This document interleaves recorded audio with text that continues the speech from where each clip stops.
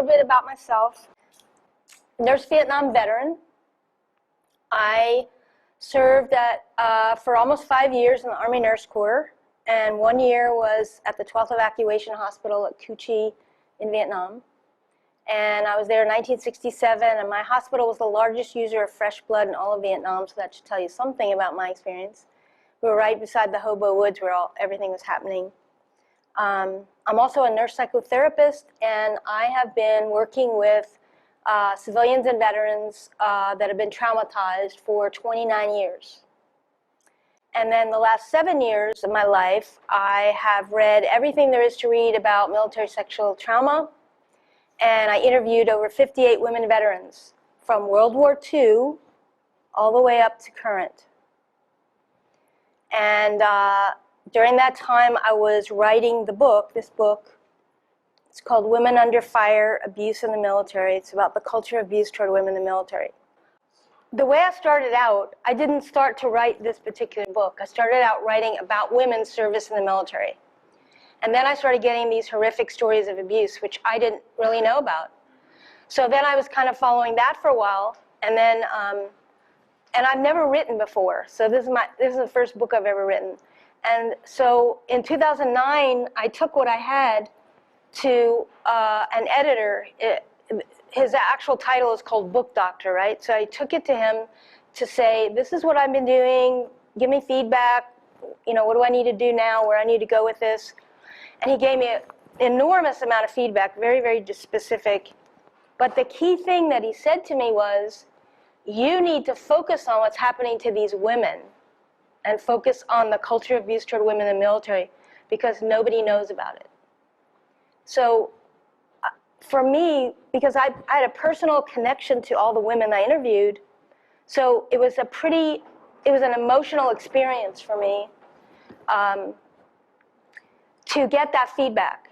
Because as I was getting agreement from all these women to tell me their stories, I didn't tell them I was focusing on the culture of abuse, because I wasn't, right? So that was the first thing that happened to me. I had to work through that emotionally myself and get clear. And then it took me about 3 months. And then I realized that I had an inspiration which clarified for me that I actually had 2 books. I have this one, and then the second one is Women Under Fire, PTSD and Healing. And it's about PTSD and healing, which I really did want to write about. And so I decided to do what this man had suggested, because the more I read and the more I got stories, the more I realized this is a really horrific thing that's going on, and I don't think anybody knows about it. So I thought I would write about it. It was not my intention to not focus on the men, but it was really to focus in on the culture of abuse toward women, which actually does exist. So, and I'm going to tell you a little bit about some men as I talk about this. So, so the first thing is, what is military sexual trauma? It's any sexual abuse in the military, from sexual harassment, assault, to rape, and in all the different forms, right? And the key thing about it, it's against your will, right? There is no consent, period. It's against your will. It can involve coercion, pressure, manipulation, threats of any kind, including negative consequences for not cooperating. It can even be better treatment for giving them what they want, right? It includes force and inability to give consent, such as use of alcohol, being drugged. Many of the rapes, women and men, they're drugged. And we can talk a little bit later about the criminal element that I think is responsible for a lot of this. So military sexual trauma is a personal and sexual boundary violation, and it affects the person physically, emotionally, and spiritually. So I'm going to be talking mostly about women, mainly because that was the focus of my work. But a lot of what I'm going to say applies also to men. So what happens, a woman, if she's attacked, she experiences extreme vulnerability, helplessness. shame, humiliation, a breach in her sense of self and her sense of bodily integrity. Her self-esteem and self-confidence are lowered. And I believe all of that also happens to men, because it does affect your sense of bodily integrity. And those of you that have had direct experience will probably could, say yay or nay to that.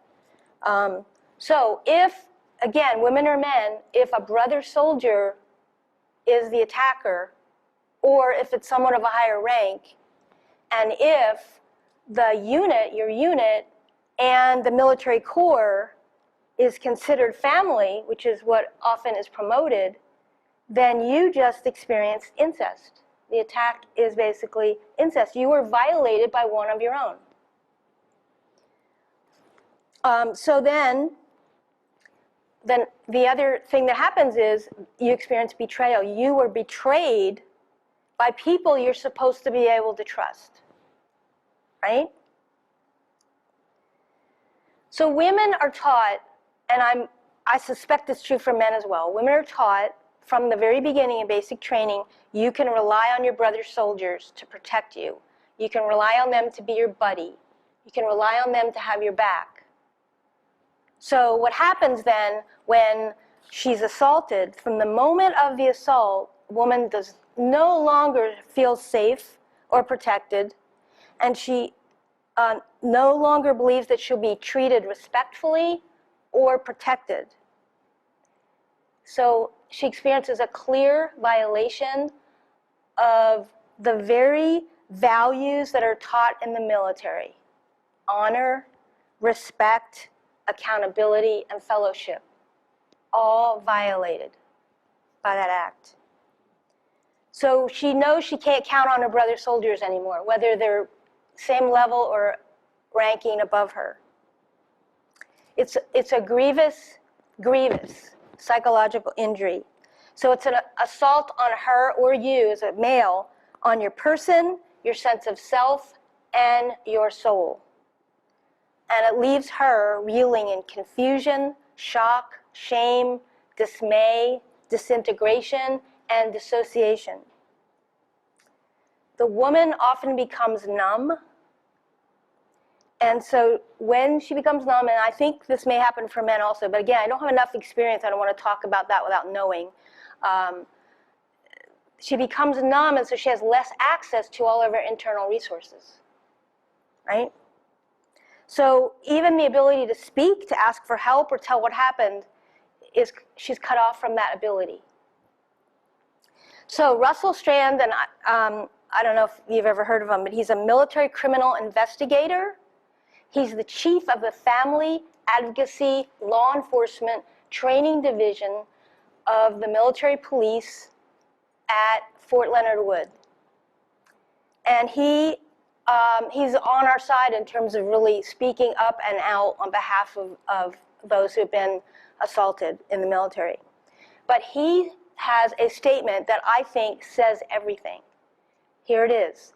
Military sexual assault takes away everything you are in a minute. Military sexual assault takes away everything you are in a minute. To me, that almost tells the whole thing. So I want to tell you what happens inside.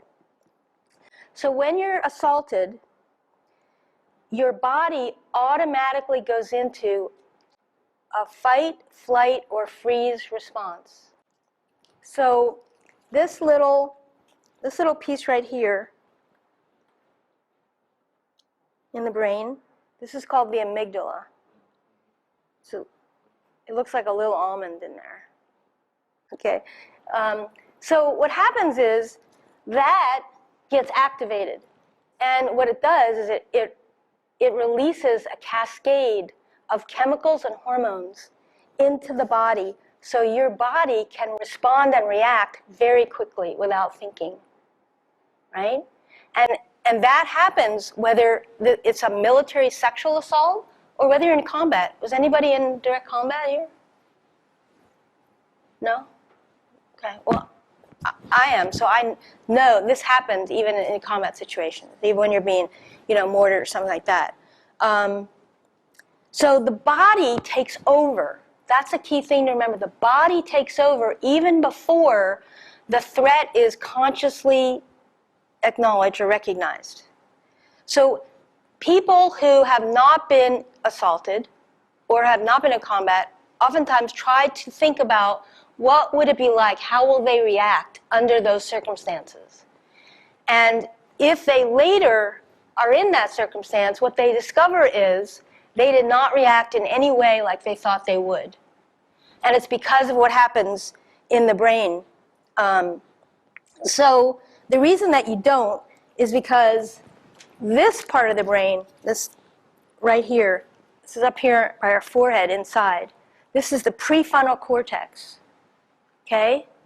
So what's happened is this is taking over. This amygdala is taking over and it's running the body. But this part of the brain, which is where we think and we understand things and process a lot of information, it gets shut down. It's automatically shut down because you're under stress. And you have to be able to react. And the body is preparing you to do that very thing. So the trauma gets stuck in the parts of the brain that I just show you. It's the amygdala down in there, and the hippocampus. It gets stuck in those parts of the brain that cannot communicate with thinking and understanding. There is no way to verbalize and describe what's happened, because that part that you need to help you do that is not functioning. Okay? So another way to understand this is that our memories are stored in the right side of the brain over here, and they're in pictures and feelings. The way that we express in words is over here on the left side of the brain, right? There actually is something in between those two parts that allows those two parts of the brain to communicate, except in trauma. In trauma, they're not communicating. So that's why a lot of times when people have a horrendous experience, they're not able to actually tell you from front to back, step by step, what happened, who was involved, give you details, descriptions, because of those things that are happening in the brain that actually don't allow it. So that's an important part of trauma that I would really love to educate the military about, that, because they act as though that the woman is lying because she can't give a coherent explanation. But it's impossible. If you understand this, it's impossible. And this guy, Russell Strand, thank goodness for him, because he is trying to teach this to the military. So what happens, the brain tracks sounds, smells, sensations, tastes, and emotions. Those are the things that we remember. Like I bet those of you that were in the military, if you're ever in a really stressful situation, you're going to remember certain things like a smell or a sound. That's what's going to stick with you. You're shaking your head. You know what I'm talking about? Yeah. Yeah. Olfactory, the smell, is one of the most potent, powerful experiences that we have, and it stays with us a really long time. Like for me, as an operating room nurse in Vietnam, dealing with all of that horrendous mutilation of bodies and blood, and so I could never get the smell of the blood out of my head. I mean, I would take showers and scrub and do everything, and it was just in my head, the smell of my brother's blood, I mean, for a long, long time. So that's what I mean. It's just locked in there.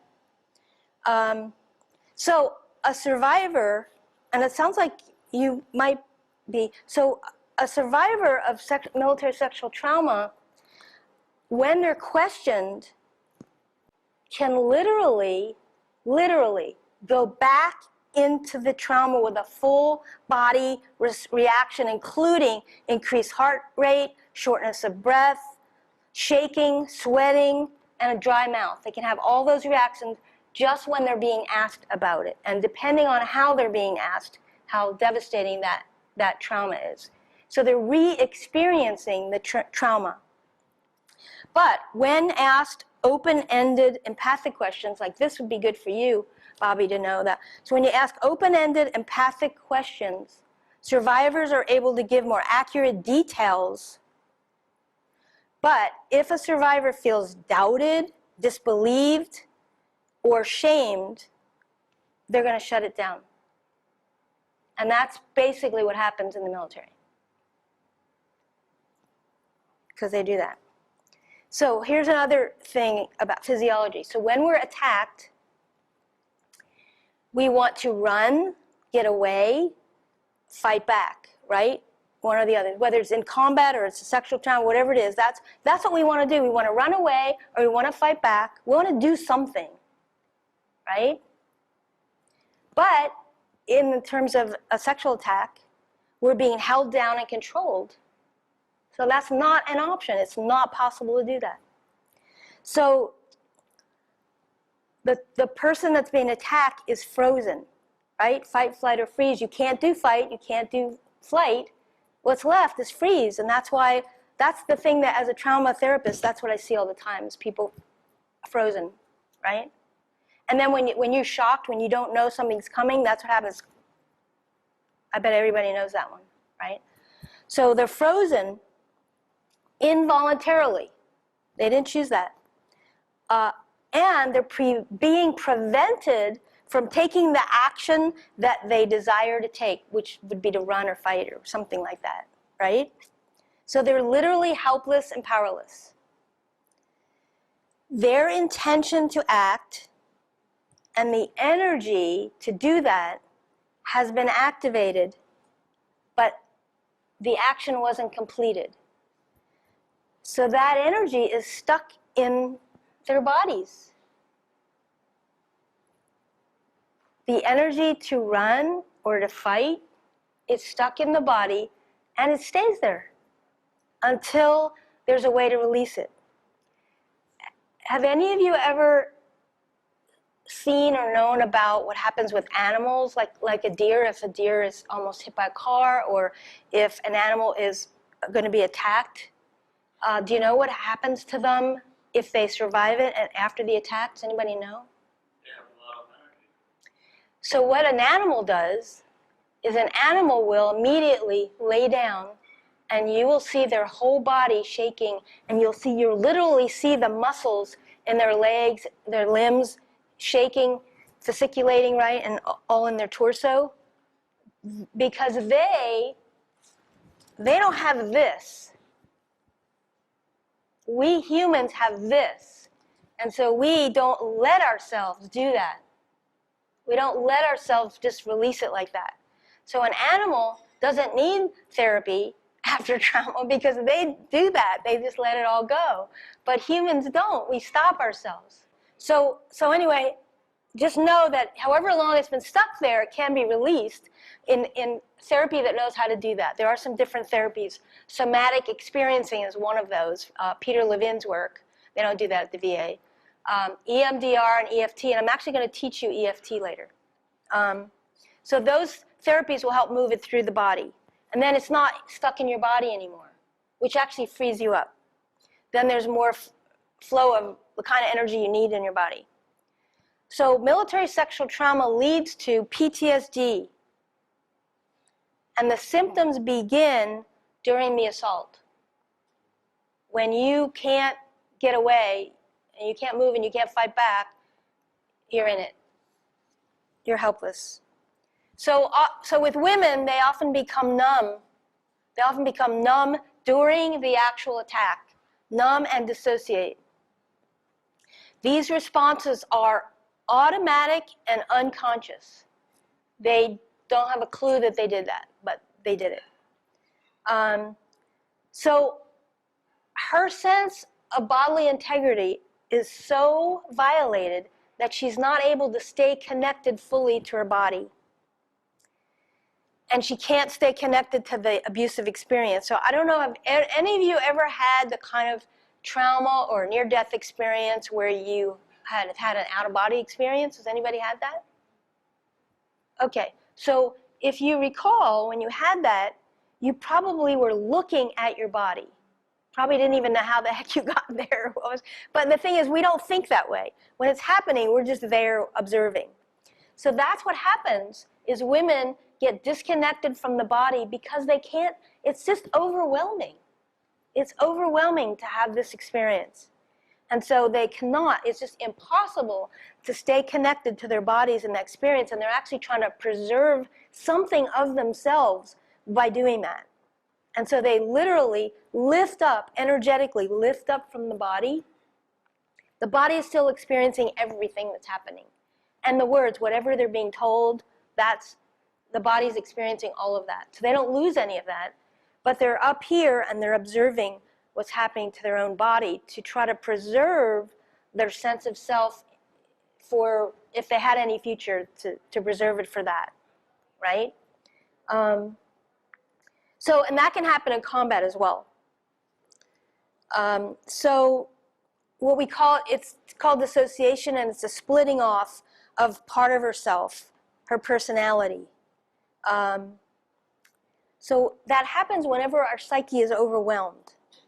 Something that's so overwhelming that we can't stay. We basically can't stay. So our essence, our energy basically says, I'm out of here, and up it goes, and it's just very automatic. Let's see. So then in therapy, what we want to do once you're in therapy is we want to try to connect you back up with all of you, right? The VA does not do this, but this is ideally what we want to happen. So if you were in one of those situations and there's part of you and the experience that's split off, we want to bring you back together and make you whole. We want to connect you with your body and all your feelings and help you to work through the events and the trauma and whatever happened. So that's the problem that the therapist has, is to help you to do that. 40 to 60% of women with military sexual trauma go on to have a full-blown case of PTSD. Military sexual trauma is the #1 cause of PTSD among women. So, symptoms: shame and humiliation, big, men and women. Anxiety and despair, men and women. Feeling dirty and unclean, men and women. Lack of trust in men, that I don't know if that happens to the men. I do know it happens to the women, that they don't trust men after being assaulted by them. Health issues. So remember that energy I said that got stuck in the body? Well, that energy that's stuck in the body has to go somewhere. So it finds a vulnerable place in the body, sets up shop, and creates some illness. A lot of the immunosuppressant illnesses, autoimmune diseases, a lot of those are because of the assault, the feelings that the person has, the self-judgments, and the energy that's got to go somewhere. So it goes systemically in the body. So other issues, problems with intimacy, sexual dysfunction, problems in relationships, poor work performance, misuse of alcohol, and or drugs. Because these are the symptoms, the PTSD symptoms, that can come from military sexual trauma, but also from other kinds of experiences that lead to PTSD. So these are the symptoms of PTSD. And you can see there's a lot of them. There's 30. So let's just go through real quick. The first one is the emotional numbing that I talked about, and it's an attempt to wall off feeling. So when we are, I don't know if I can read this on my glasses, yeah. When we are in these situations that are really overwhelming to our psyche, one of the ways that we try to protect ourselves is by this numbing to wall off our feelings. Like in Vietnam, for the first 6 months of my Vietnam experience, I wasn't numb and walled off. But I had a horrendous experience right in the middle that caused me to, I did it actually consciously, because I was trying to get out of the OR. I was just too much. It was too much. It was one particular guy and what happened to him and being in his blood and all of that was just, I'm not going to go into all of it, but it was such that I went to my chief nurse and I said, you got to get me out of here. I can't take it anymore. Put me on the malaria ward or something. And she said, oh, you just need a few days off. She was wrong, but so she sent me down to Vung Tau. I don't know how many of you, you're not Vietnam, you know, Vung Tau. Anyway, it was a beach place. So I went to Vung Tau and I drank beer, ate pineapples, talked to the Australian guys. And I literally focused on building a brick wall around my heart so that I could, oops, I'm gonna forget about that thing, so I can go back to work. And so when I went back, I was able to function, but I was different. I didn't realize it. I really didn't realize it. But all of my memories from that moment on, all my memories changed. No longer were they vivid color. They changed. They were like, not exactly black and white, they're more like brown and white, like sepia color. All the memories changed. But I'm saying that this emotional numbing is what people do that have PTSD, to wall off their feelings because it's too overwhelming to deal with.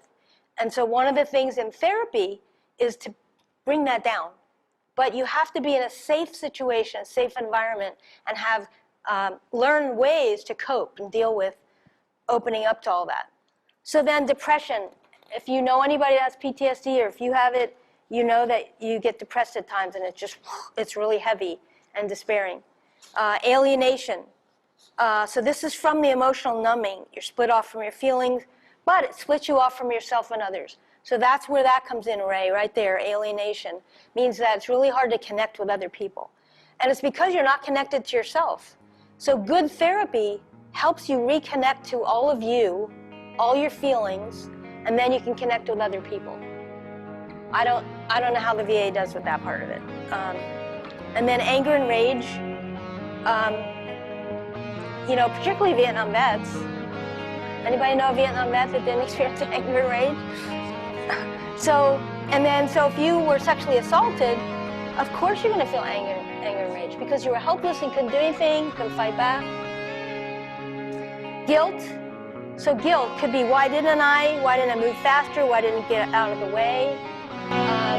One of the women